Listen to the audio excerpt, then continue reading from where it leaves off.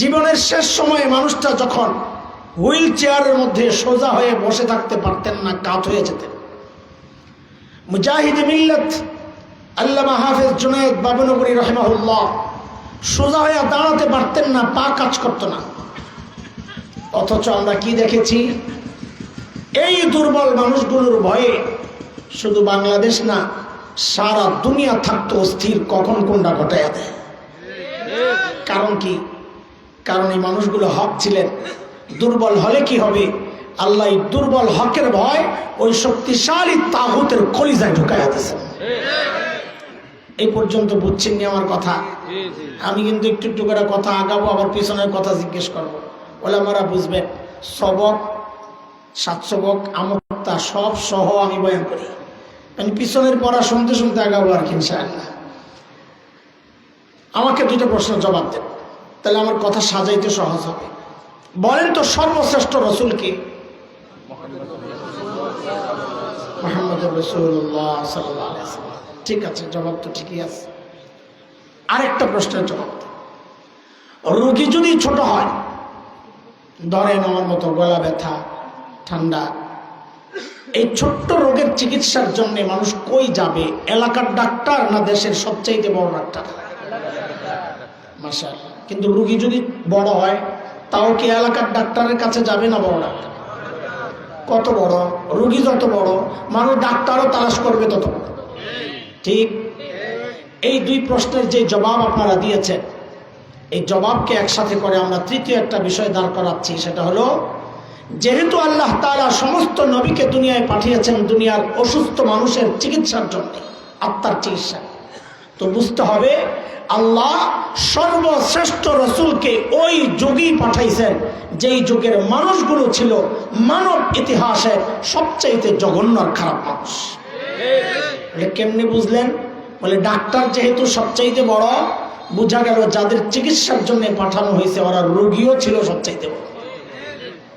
সেই রোগীদের যুগটাকে ইতিহাসে বলা হয় আইয়ামে জাহিলিয়া, বর্বরতার যুগ। বর্বরতার মাত্রা কতদূর ছিল যে ওদেরকে ঠিক করতে আল্লাহ সর্বশ্রেষ্ঠ রাসূল আনলেন। ইতিহাস পড়ে দেখবেন শরীরের পশম দাঁড়ায় যায়। মানুষ এত খারাপ কি করে হয়? কি করতো জানেন? একটা পয়সার জন্য মানুষকে খুন করে ফেলত। আরে জন্ম নিয়ন্ত্রণ এখন হয় কি হয় না? মূর্তি পূজা হয় কি হয় না? আগে তখন হয়, হয়, তখনও হতো। তো পার্থক্য কি? এখন মসজিদের মধ্যে মূর্তি রেখে পূজা করা হয়, অথচ তখন বাইতুল্লাহর চারপাশে, কাবার চারপাশেই ছিল 360 মূর্তি। ঘরের মধ্যে আলাদা মূর্তি, কোথাও সফরে গেলে পকেটে করে বগলের নিচে করে ছোট্ট একটা মূর্তি নিয়ে নিত। কেন? রাস্তায় পূজা করার জন্য যদি আবার খোদা না পাওয়া যায়, বান্দা খোদা পকেটে নিয়ে ঘুরে। জন্ম নিয়ন্ত্রণ এখন হয় কি হয় না? এর কথা আমার সাথে তাড়াতাড়ি বলে। তখনও হতো। পার্থক্য কি? এখন জন্ম নিয়ন্ত্রণ হয় পেটের মধ্যে বাচ্চা নষ্ট করা হয় অথবা আসতে দেওয়া হয়। আর তখন জন্ম নিয়ন্ত্রণ হতো বাচ্চা হওয়ার পর দেখতো ছেলে না মেয়ে। যদি দেখছে ছেলে রেখে দিত, আর যদি দেখছে মেয়ে, এটা ছিল বাবার জন্য সামাজিক কলঙ্ক। আমি মেয়ের বাবা, এই কলঙ্ক থেকে বাঁচার জন্য বাবা নিজ হাতে নিজের কলিজার টুকরা মেয়েকে জীবন্ত দাফন করে দিত। কোরআনে আসছে 14 নম্বর পারা, সূরাতুন নাহল 58-59 নম্বর আয়াত। আল্লাহ বলেন, وَإِذَا بُشِّرَ أَحَدُهُم بِالْأُنثَىٰ ظَلَّ وَجْهُهُ مُسْوَدًّا وَهُوَ كَظِيمٌ يَتَوَارَىٰ مِنَ الْقَوْمِ مِن سُوءِ مَا بُشِّرَ بِهِ أَيُمْسِكُهُ عَلَىٰ هُونٍ أَمْ يَدُسُّهُ فِي التُّرَابِ أَلَا سَاءَ مَا يَحْكُمُونَ।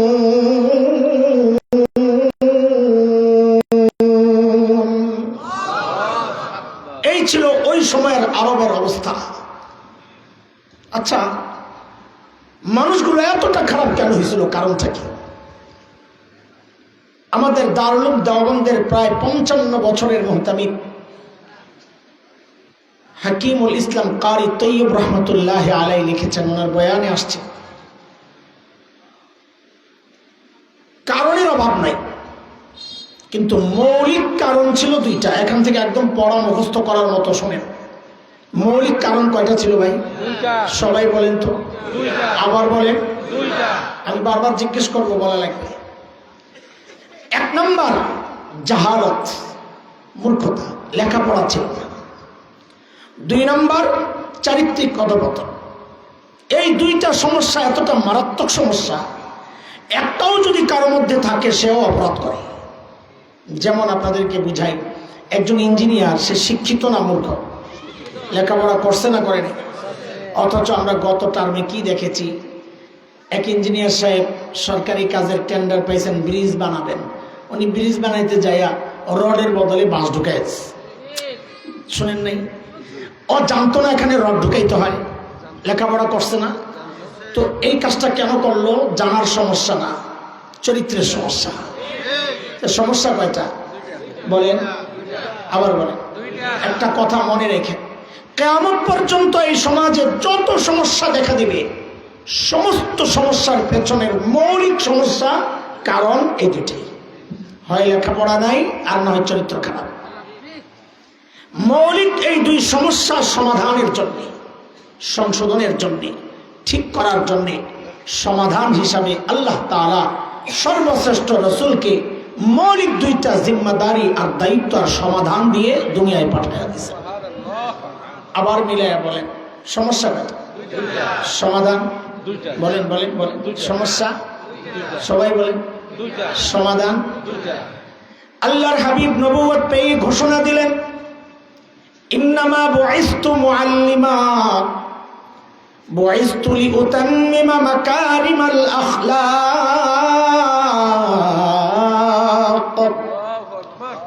নবী ঘোষণা দিলেন, আল্লাহ আমাকে শিক্ষক বানায়া দুনিয়ায় পাঠাইছেন। কি বানায়া? আমাদের নবী কি ছিলেন?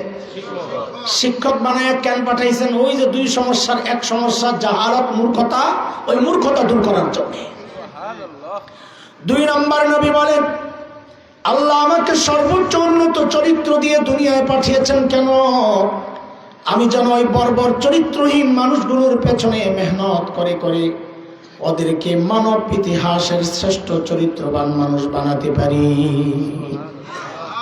আবারও পিছনে যাই, বলেন সমস্যা কয়টা? সমাধান। আমাদের নবী কি ছিলেন? শিক্ষক। আল্লাহ কি বানায় পাঠাইছে? আমাদের নবীর একটা নাম আছে, উম্মি। উম্মি, আমাদের নবী কি? উম্মি নবী।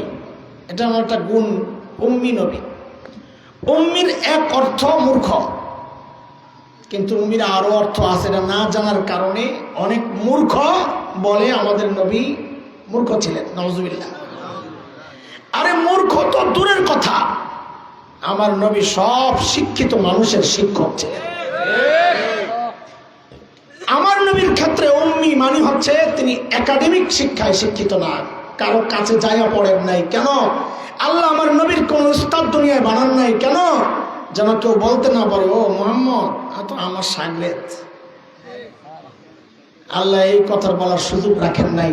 আল্লাহ আমার নবীকে পড়াইছেন, নিজে পড়াইছেন। আমার নবীর উস্তাদ কে? আল্লাহ। কিছু কথা যদি আপনাকে একটু লাগে তো রাগ হইবে? ছাড়বো না, বাদ না দিব, বলবো? বলেন বলবো না, বাদ দিব? কষ্ট পাবেন না? আপনারা মনে করছেন আপনারা যদি বলেন বাদ দেন কষ্ট লাগবো, তা আমি বাদ দেব না। এই জন্য জিজ্ঞেস করছি, বাপটা দেখলাম।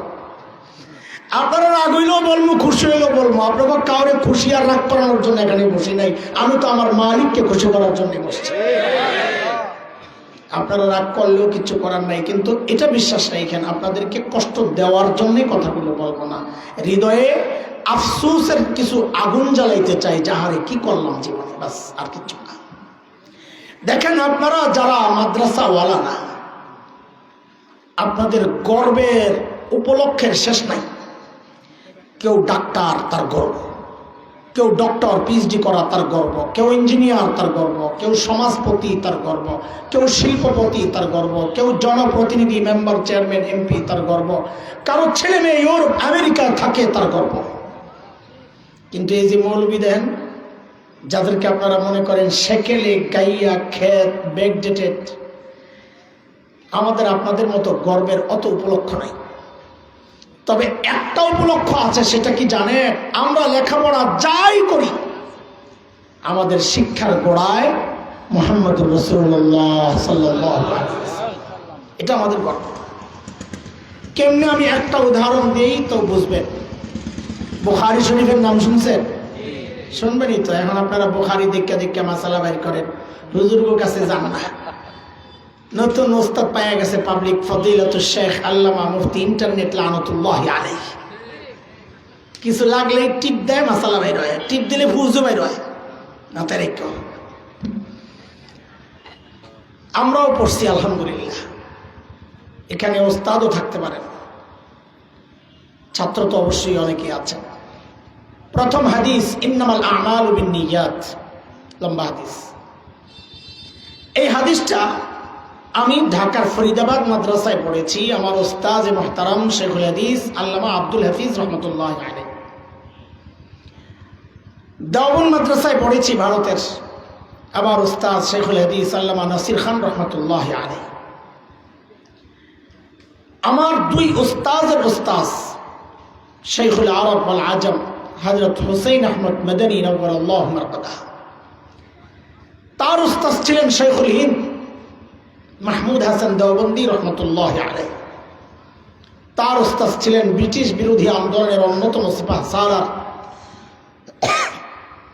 মুজাহিদ মিল্লাত ইমাম কাসেম নানুতুবি রহমতুল্লাহ আলাইহি। তার ওস্তাদ ছিলেন শাহ আব্দুল গনি মুজাদ্দিদ দেহলভী রহমতুল্লাহ আলাইহি। তার ওস্তাদ ছিলেন শাহ মুহাম্মদ ইসহাক দেহলভী রহমতুল্লাহ আলাইহি।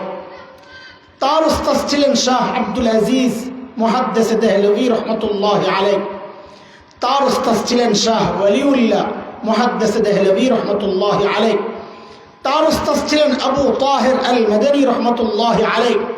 তার ওস্তাদ ছিলেন ইব্রাহিম কুর্দি রহমতুল্লাহ আলাইহি। তার ওস্তাদ ছিলেন আহমদ আল কুশাশি রহমতুল্লাহ আলাইহি। তার ওস্তাদ ছিলেন আহমদ শিন্নাবী রহমতুল্লাহ আলাইহি। তার ওস্তাদ ছিলেন মুহাম্মদ আর রমানি রহমতুল্লাহ আলাইহি। তার ওস্তাদ ছিলেন জাইনুদ্দিন আল মিসরি রহমতুল্লাহ আলাইহি। তার ওস্তাদ ছিলেন আহমদ ইবনে আলী আল হাজার আল আসকালানি রহমতুল্লাহ আলাইহি। তার ওস্তাদ ছিলেন ইব্রাহিম আত-তানুখি রহমতুল্লাহ আলাইহি। তার ওস্তাদ ছিলেন আবুল আব্বাস আল হাজ্জার রহমতুল্লাহ আলাইহি। তার ওস্তাদ ছিলেন আবু আলী আল জুবাইদি রহমতুল্লাহ আলাইহি। তার ওস্তাদ ছিলেন আবুল ওয়াক্ত আস-সিজজি রহমতুল্লাহ আলাইহি। তার ওস্তাদ ছিলেন আবুল হাসান আদ-দাউদি রহমতুল্লাহ আলাইহি। তার ওস্তাদ ছিলেন আবু মুহাম্মদ আস-সারাখসি রহমতুল্লাহ আলাইহি। তার ওস্তাদ ছিলেন আবু আব্দুল্লাহ ফিরাবি রহমতুল্লাহ আলাইহি। তার ওস্তাদ ছিলেন মুহাম্মদ ইবনে ইসমাঈল ইমাম বুখারী রহমতুল্লাহ আলাইহি। তার ওস্তাদ ছিলেন হুমায়দি রহমতুল্লাহ আলাইহি। তার ওস্তাদ ছিলেন সুফিয়ান ইবনে ওয়াইনা রহমতুল্লাহ আলাইহি। তার ওস্তাদ ছিলেন ইয়াহইয়া ইবনে সাঈদ আল আনসারী রহমতুল্লাহ আলাইহি। তার ওস্তাদ ছিলেন মুহাম্মদ ইবনে ইব্রাহিম আত-তাইমি রহমতুল্লাহ আলাইহি। তার ওস্তাদ ছিলেন আলকামা ইবনে ওয়াক্কাস আল-লাইসি রহমতুল্লাহ আলাইহি। তার ওস্তাদ ছিলেন উমর ইবনুল খাত্তাব রাদিয়াল্লাহু আনহু। তার ওস্তাদ ছিলেন মুহাম্মদুর রাসূলুল্লাহ সাল্লাল্লাহু আলাইহি ওয়াসাল্লাম। এটা আমাদের গর্ব। আমরা যাই পড়ি আমাদের শিক্ষার গোড়ায় মুহাম্মদুর রাসূলুল্লাহ সাল্লাল্লাহু আলাইহি ওয়াসাল্লাম। গর্ব তো করেন। এত কিছু আপনাদের লজ্জা দেওয়ার জন্য বলছি না, বাস্তবতা চোখে আঙ্গুল দিয়ে একটু ধরাইয়া দিতে চাই। যাই পড়েন বলেন গোড়ায় কে? আরে আপনাদেরটা আমাদেরটা না, আপনাদের লেখাপড়ার গোড়ায় কে খুঁজে পাবেন না। থাক, আপনাদেরকে বিব্রত করতে চাই না, কিন্তু আমাদের একটা জিজ্ঞাসা আছে আপনাদের কাছে। এই গর্বের পরিচয় দেওয়ার ঠিকাদারি মৌলবীরা আল্লাহর কাছ থেকে নিয়ে নেন নাই যে আপনারা দিতে পারবেন না। সুযোগ আপনাদেরও ছিল, কিন্তু পাচ্ছেন না কেন? কারণটা কি? কারণ হচ্ছে যুগ যুগ ধরে কুচক্রীরা আপনার এবং আপনার সন্তানের সামনে এমন এক সিলেবাস রেখেছে, যে সিলেবাসে লেখাপড়া করে এই গর্বের পরিচয়টা দেওয়া যায় না। আমাদের আরেকটা গর্বের পরিচয় থেকে কিছুদিন আগে আমাদেরকে বঞ্চিতের চেষ্টা হয়েছিল।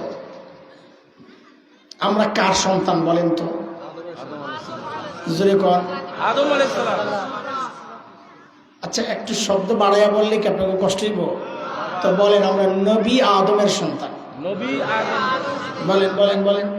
নবী আদম আলাইহিস সালাম। বলে হুজুর কেন বল? শোনেন, একটা ছেলে এমপির ছেলে, বাবার নাম আব্দুল্লাহ। এখন ওকে যদি কেউ জিজ্ঞেস করায় তুমি কার ছেলে, ও কি বলবে বলেন তো?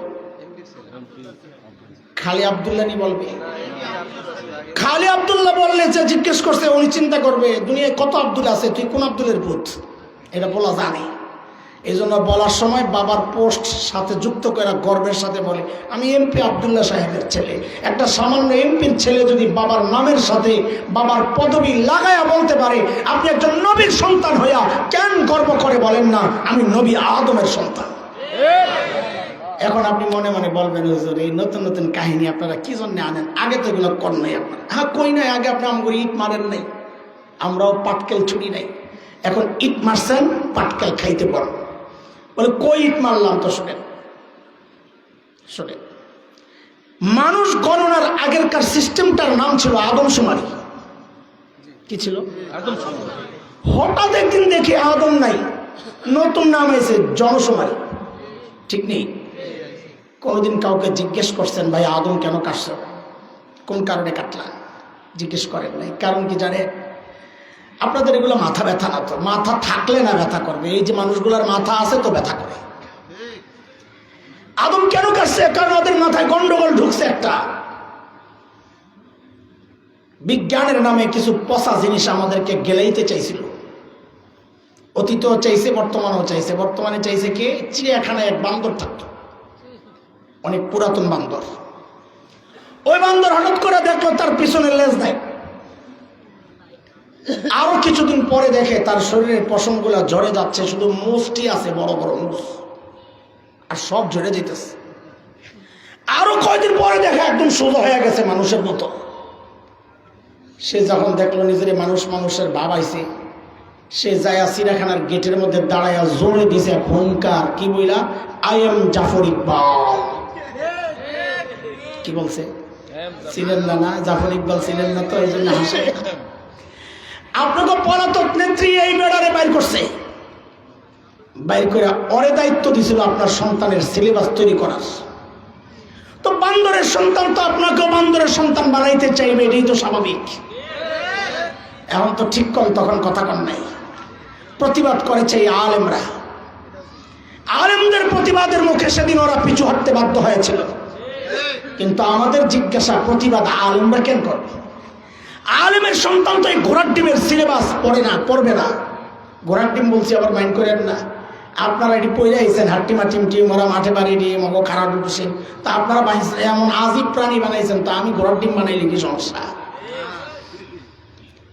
কেউ কোনো কথা বলে না। আলেমের সন্তান তো পড়বে কালা কালা রাসূলুল্লাহ সাল্লাল্লাহু আলাইহি সাল্লাম, এই সিলেবাস তো পড়ে আপনাদের সন্তান।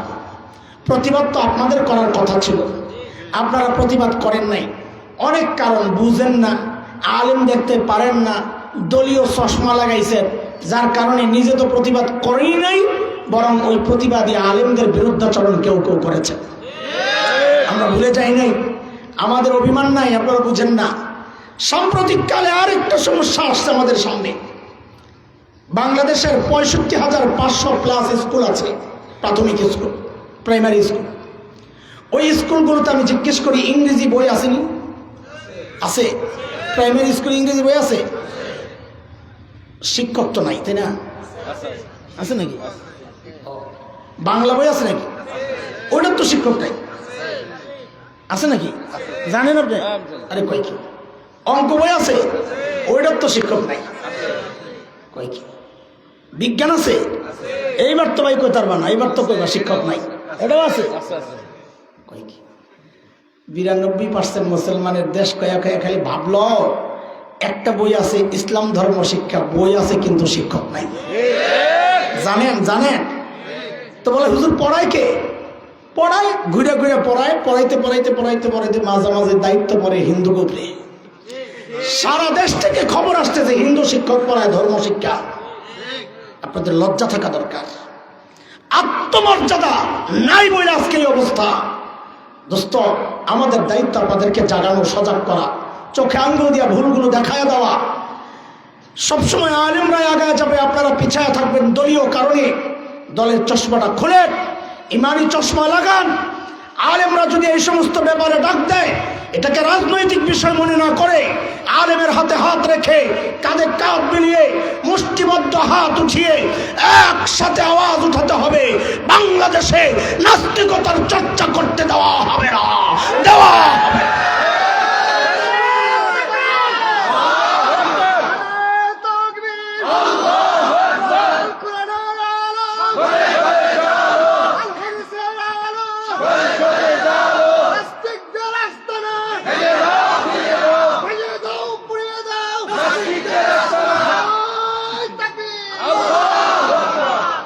স্লোগান একটা দিয়েছে, কথা একটা মনে পড়ছে। ওই যে আমার ভাইজান বললো নাস্তিক আস্তানা ভেঙে দাও, জ্বালিয়ে দাও। তা আমার একজনের জিজ্ঞাসা, আচ্ছা আপনারা এখন বাড়িঘর জ্বালিয়ে দিলে, ভেঙে দিলে এরা থাকবো কই? তা আমাকে এরা তো বলে বান্দরের ভূত, জঙ্গলে যে বোকা, এরা বান্দরের ভূত বলে। তো এরা তো জায়গা তো জঙ্গলে, সুন্দরবন খুলে দিলাম, যা সব জায়গায়। কথা ঠিক আছে না? মানুষের লেগে থাকতে ঘর বাড়ি তো মানুষের জ্বালিয়ে। আল্লাহ, মনে আসেনি সমস্যা কয়টা? ভুলে গেছেন নি?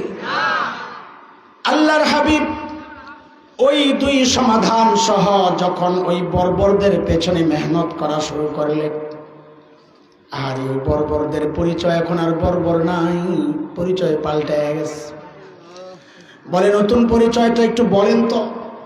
বলে আমি কি বলবো? মালিককে জিজ্ঞেস করো না, আল্লাহকে জিজ্ঞেস করলাম। মালিক ওই বর্বরদের নতুন পরিচয় বলেন।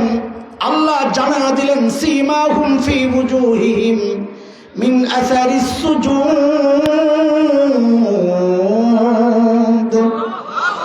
আল্লাহ জানা দিলেন ওদের চেহারার মধ্যে সেজদার চিহ্ন পাইবা।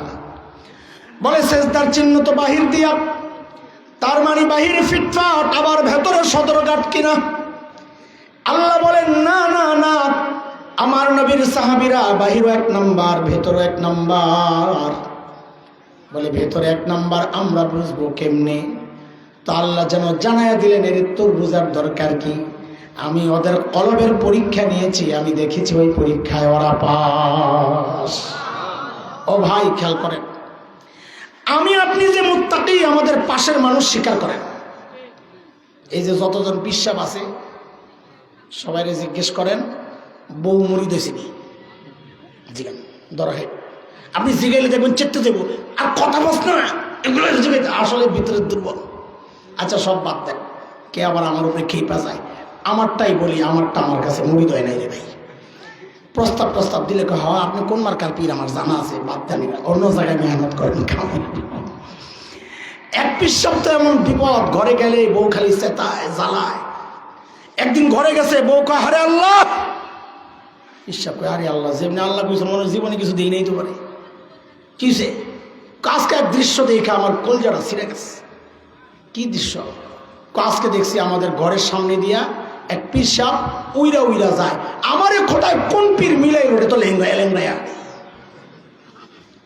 পিসাব কয় আরে পোড়া কপাল, এতদিন মনে করছিলাম তোর দিল নষ্ট, এখন দিয়ে শক্তিও নষ্ট।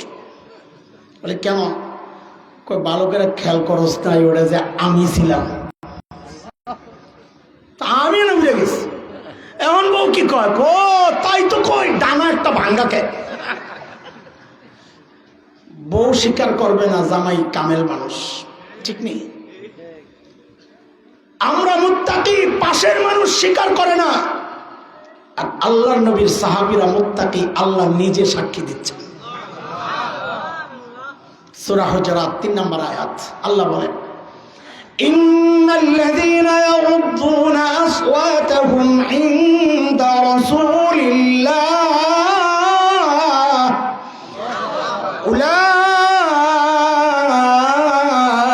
উলাইকাল্লাযীনা ইমতাহানাল্লাহু কুলুবাহুম লিত্তাকওয়া লাহুম মাগফিরাতুন ওয়া আজরুন আযীম।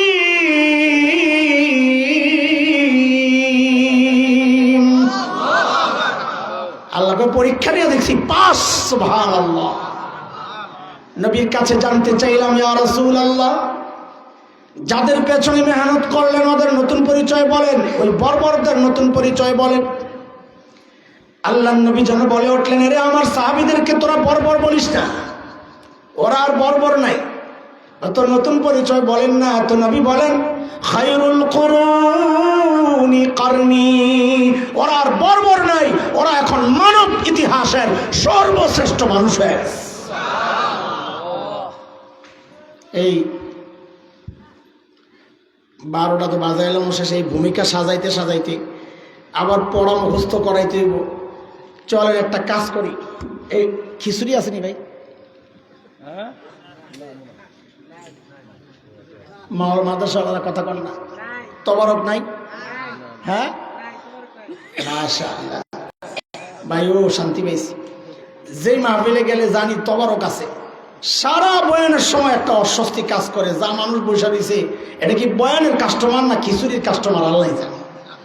কিন্তু যখন শুনি যে নাই এগুলা, তো একটু শান্তি লাগে যে যারাই বসছে কিছু কথা শোনার জন্য বসছে। আলহামদুলিল্লাহ, আলহামদুলিল্লাহ। ঠিক আছে, আপনারা বঞ্চিত হবেন না। খিচুড়ি দিতে 1 পটলা নাকি একজন রে, আমরা আজকে আপনাদের 2 পটলা দেবো, বয়ানের পটলা 2টা প্যাকেট করে একদম ইনটেক না, একদম বন্ধ করে পিন মাইরা গিট্টু গুট্টু দিয়া দেবো, বাতলে যাবেন না। ঠিক আছে ইনশাআল্লাহ। শুরু থেকে এই পর্যন্ত যা বলেছি, সামনে যা বলবো, টোটাল 6 কথার বয়ান। বলেন কয় কথা? বলেন সবাই বলেন, মুখস্থ করা শুরু করছে। কয় কথা? পোলাবাইন যদি না পারো সে আমি তো মুরগি বানাই দেবো, সামনে বইছে বেটা। কয় কথা? সাহাবীদেরকে নিয়ে 3 কথা, আর আমার মতো জাহেল যারা তাদেরকে নিয়ে 3 কথা। বলেন সাহাবীদেরকে নিয়ে কয় কথা? আমি যা বলি হুবহু আমার সাথে সবাই তাই বলবেন। বলেন ওরা ছিল কি? ওই সবাই বলেন ওরা ছিল কি? আবার বলেন ওরা ছিল কি? অবাক হওয়ার মতো একটা আওয়াজ দিয়া বলেন হইল কি? আবার বলেন ওরা ছিল কি? হইল কি? মাঝখানে ঢুকলো কি? আচ্ছা বুঝে বুঝে বলেন তো, বলতে মজা লাগবে। ছিল কি? ছিল সবচাইতে খারাপ, হইল সবচাইতে ভালো। আশ্চর্য, সবচেয়ে খারাপ মানুষ সবচেয়ে ভালো মানুষ কি করে হইল? কিসের ছোঁয়ায়? মাঝখানে কি ঢুকছে? বলে কোরআন আল কারীম।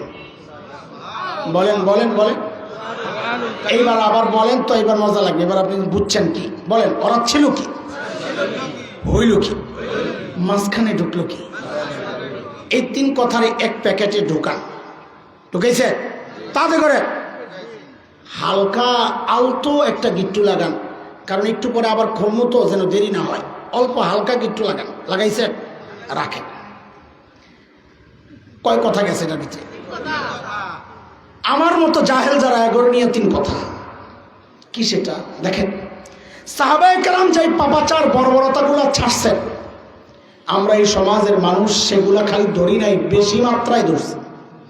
বলেন আরো বেশি করতেছি না এগুলা?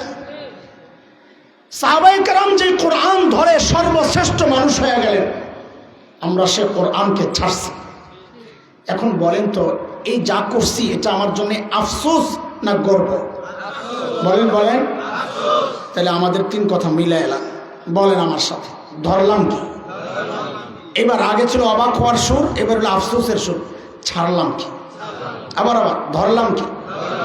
ছাড়লাম কি? এই মুনাজাতের মতো এমন হাত ওঠান, ওলামারা ছাড়া হাত উঠেছে। এবার কপালে একটা জোরে বাড়ি মারেন আর বলেন আহারে করলাম কি? আপনাকে আহারে বাদ এমন ভাবে আহারে বলবেন যেন কলিজা পোড়া গন্ধ বের হয়। আপনি কতটা কষ্ট পাইছেন, আপনার আহারের উচ্চারণ থেকে সেটা প্রকাশ করতে হবে। বলে ধরলাম কি? ছাড়লাম কি? আহারে করলাম কি? মাশাআল্লাহ। আমগো পোলাপানের সিফত মাখরাজ আদায় না হইলে পিছনে দুটা লাগাই দিলে চট করে দিক আগে কত কা ঠিক নিও। হাফেজ সাহেবরা কথা কন না, ওরে আরো দূরে লাগাই দিলে হুজুরের চেয়ে ভালো উচ্চারণ হয়। আর আপনার কথা পারতাছি না, মনে মনে খেয়াল। কয় কথা হইল? ধরলাম কি? ছাড়লাম কি? আহারে। এই 3 কথারে আরেক পটলায় ঢোকান, ভালো করে গিট্টু লাগান। এটা দেরি পাইতে লাগাইছে। কয় পটলা হয়েছে? আজকে 2 পোটলা ওয়াজ লয়ে বাজ যাবেন। কয় কথা দেখবেন আপনারা খেয়াল করে, আমি এই 6 কথার বাইরে কোথাও যাচ্ছি না। যাই বলে টিনি ঘুরে মুড়ে এইগুলো চিপা চাপা দিয়ে আছে। ঠিক আছে ইনশাআল্লাহ। বলেন এইবার সাহাবীদেরকে নিয়ে কয় কথা। ওই পোটলা খোলেন, মনে আসেনি? খুলেন। কয় কথা ছিল, কি হইল, কি মাঝখানে ছিল, কি আমাদের বলা হয়েছে কি ছিল? 1 পয়সার জন্য যারা মানুষ খুন করত। কি ছিল? মূর্তি পূজা মিস হবে এই ডরে যারা বগলের তলে করে মূর্তি সফরে লয়ে যাইত। কি ছিল? মেয়ে হইলে বাবার জন্য এটা সামাজিক কলঙ্ক ছিল। ওই কলঙ্ক থেকে বাঁচতে বাবা নিজ হাতে নিজের কলিজার টুকরা মেয়েকে দাফন করত। এই হইল ছিল। সেই মানুষগুলো নববী শিক্ষা, কোরআনী শিক্ষা, নবীর আখলাক আর চরিত্র ধারণ করার মাধ্যমে সেই মানুষগুলি হইল কি? এবার একটু দেখেন কি মানুষ কি হয়ে গেছে, একটু দেখেন। আল্লাহ, সব সাহাবী, যে কোনো একজন সাহাবীর গল্প আনলেই বোঝানো সম্ভব। আমি একটা ছোট্ট গল্প আনি আপনাদের সামনে। আল্লাহর নবীর এক সাহাবী ছিলেন হযরত সাঈদ ইবনে আমির আল জুমাহি রাদিয়াল্লাহু আনহু, বিখ্যাত সাহাবী। ইসলাম কবুল করছেন হিজরতের বেশ পরে, দেরিতে মুসলমান হলে কি হবে? ঈমান ছিল তার বড় পাক্কা।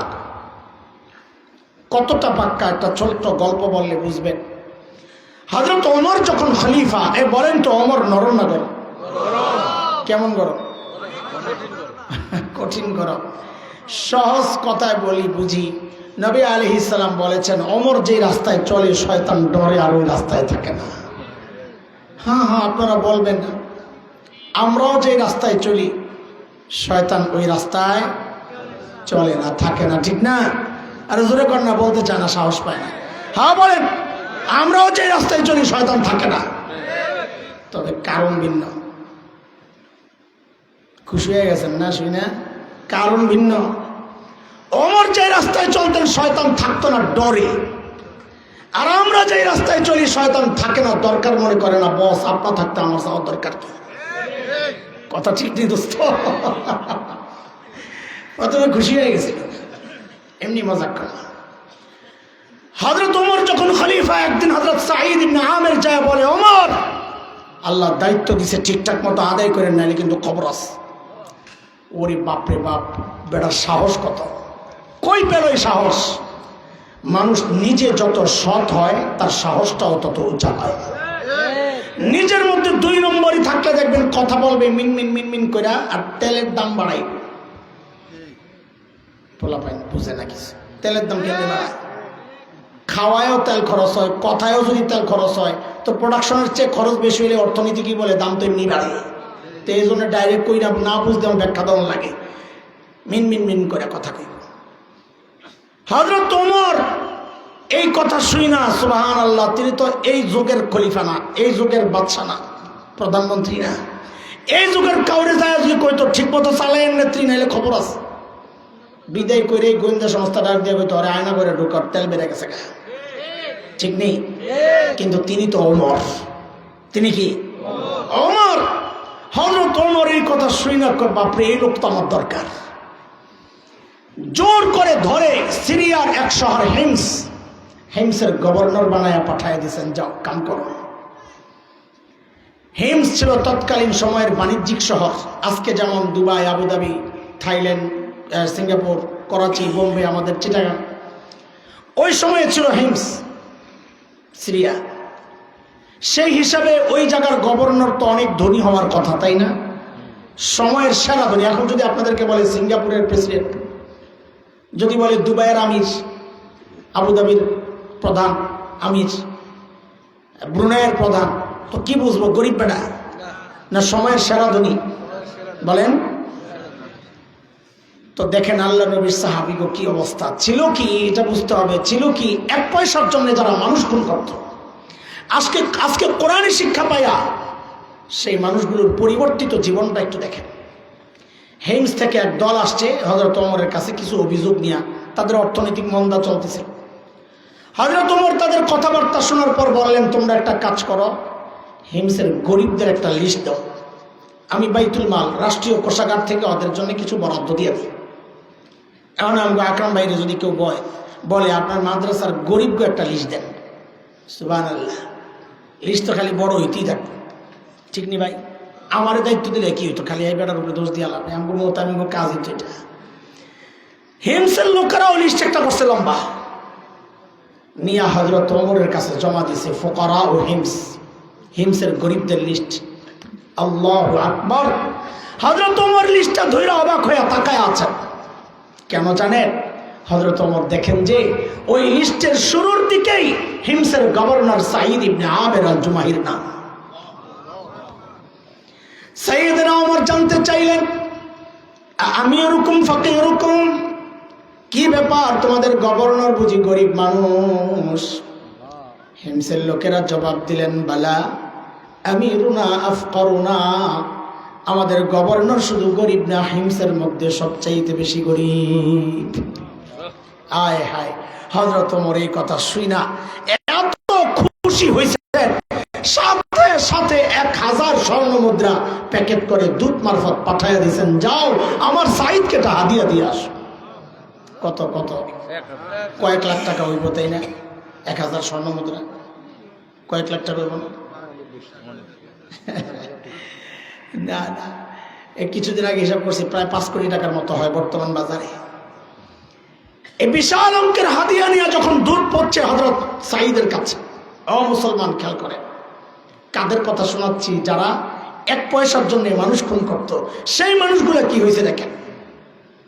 হযরত সাঈদ প্যাকেট খুলে যখন দেখলেন এই বিশাল অঙ্কের হাদিয়া তার জন্যে, তিনি সাথে সাথে প্যাকেটটাকে ছুঁড়ে মেরে চিৎকার দিয়ে বলে উঠলেন, ইন্না লিল্লাহি ওয়া ইন্না ইলাইহি রাজিউন। কি পড়ছেন? আরে বলেন না, হাদিয়া পাইলে ইন্না লিল্লাহি পড়েন, আলহামদুলিল্লাহ। আপনারা কি করতেন জানি না, আমি এমন একটা পটলা পাইলে ভিতরে যায় যে কটা লাভ দিতাম, আর কয়বার যে আলহামদুলিল্লাহ বলতাম আল্লাহ জানে। কারো বিশ্বাস না হইলে দিয়া দেন, আপনার কাছে বিশ্বাস না দিয়া দেন না। কিন্তু আল্লাহর নবী সাহাবী কি পড়ছেন? আহা, কথা বলে না, কি পড়ছেন? এমন ভাবে ইন্না লিল্লাহ পড়ছেন, বউ তো ভেতর থেকে ভয় পেয়ে গেছে। আরে মদিনা থেকে দূত আসছে, না জানি কোন দুঃসংবাদ নিয়ে এসেছে, আল্লাহ জানে। সাথে সাথেই জানতে চাইলেন, আকুতিলা উমর ইবনুল খাত্তাব, কি ব্যাপার, সাইয়েদনা ওমর বুঝি শহীদ হয়ে গেছে? হযরত সাঈদ জবাব দিলেন, না না, ঘটনা তা না, বরং তার চেয়েও মারাত্মক, আর খারাপ। বউ আবার জানতে চাইলেন, আকুতিলাল মুসলিমুনা ফি মারিকা, ইন্না লিল্লাহি ওয়া ইন্না ইলাইহি রাজিউন।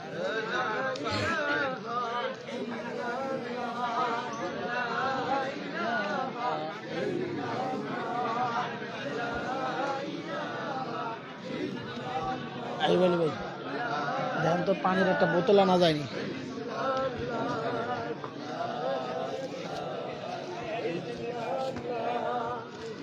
আসেনি জেনারেটর।